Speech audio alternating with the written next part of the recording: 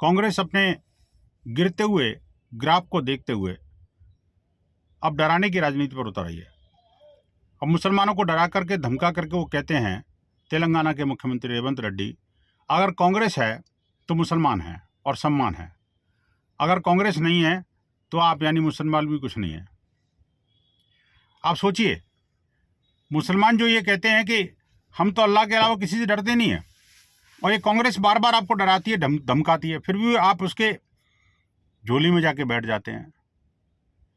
क्या वास्तव में कांग्रेस ने मुसलमानों को अपना वोट बैंक और अपनी बपौती समझ रखा है क्या? दूसरी बात ये, वास्तव में ये इनको कहना ये चाहिए कि मुसलमान है तो कांग्रेस है, अगर मुसलमान नहीं है तो कांग्रेस नहीं है, अगर जिहाद नहीं है, अलगाववाद नहीं है, आतंकवाद नहीं है तो कांग्रेस ही नहीं रहेगी। देश में अलगाववाद पैदा करो, आतंकवादियों को शरण दो, हिंदू समाज को काटो बांटो छांटो, यही कांग्रेस का सिर्फ एक एजेंडा रह गया है।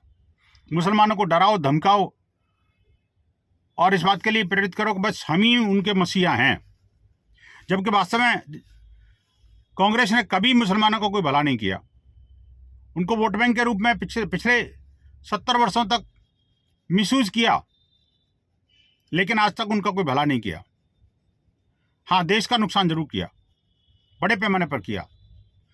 अब कांग्रेस को अपनी इस अलगाववादी और जिहादी तुष्टीकरण की नीति से बाहर आना चाहिए, अन्यथा तो उसके परिणाम दिख तो रहे हैं और उनके सामने आ जाएंगे।